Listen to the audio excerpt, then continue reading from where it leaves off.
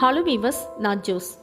பார்க்க டெரராக இருக்க dingo tax ஆஸ்திரேலியாவை சேர்ந்த பழமையான நாயினம். இதுங்க எல்லோ, ரெட், ப்ரௌன் மற்றும் கிரே கலரில் இருக்கும். டாகையும் உல்ஃபையும் கலந்த தோற்றத்தில் இருக்கும். 10 to 25 கேஜும் 44 to 63 சென்டிமீட்டர் ஹைட்டும் வளரும்.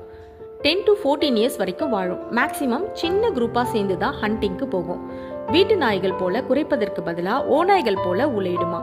கிட்டத்தட்ட 4000 இயர்ஸ் பிஃபோர் ஆசியாவிலிருந்து ஆஸ்திரேலியாவுக்கு ஷிப் மூலமாக டிராவல் பண்ணி வந்தவங்களால கைவிடப்பட்ட வீட்டு நாய்கள்னு நம்பப்படுது.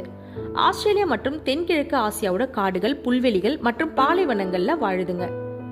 இதுங்களுக்கு ஷார்ப்பான காதுகள், புதர் போன்ற வால் இருக்கும். இதுங்க காதுகளில் இருக்க தசைகள் சென்சாரா மாறி தூரத்தில் வர அனிமலோட சத்தத்தை கேட்டு அது என்ன அனிமல்னு அப்சர்வ் பண்ணிக்கிட்டு அதுக்கப்புறம் கூட்டம் கூட்டமாக வேட்டையாட கிளம்பிடுங்க.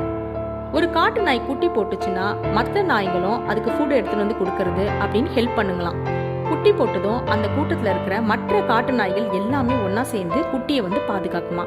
அந்த குட்டிக்கு வயசான நாய்கள் வேட்டையாடுறதுக்கு சொல்லி கொடுக்குமா. அது மட்டும் இல்லாம அந்த குட்டி நாயை தனியா எங்கேயுமே போக விடாதுங்களாம்.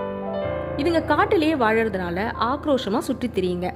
கங்காரு, ஒட்டகச்சிவிங்கி போன்ற பெரிய விலங்குகளை கூட அதுங்க டீமா சேர்ந்து அடிச்சு சாகடிச்சிருமா. தென்கிழக்கு ஆஸ்திரேலியாவில் விவசாயம், ஆடு மாடு வளர்த்தல் இருக்கிறதுனால இந்த டிங்கோ டாக்ஸ் வந்து இதெல்லாம் வேட்டையாடி மனிதர்களுக்கு நிறைய நஷ்டத்தை ஏற்படுத்துச்சு. இதனால் 5614 கிலோமீட்டர் நீளமான 2 மீட்டர் ஹைட் இருக்கிற மாதிரியான ஃபென்ஸ் வேலியை போட்டிருக்காங்க. சவுத் ஈஸ்ட் ஆஸ்திரேலியாவில் உள்ள செம்மறி ஆட்டு மந்தைகளை டிங்கோ டாக்ஸ் கிட்ட இருந்து பாதுகாக்கிறதுக்காக இதை செஞ்சுருக்காங்க.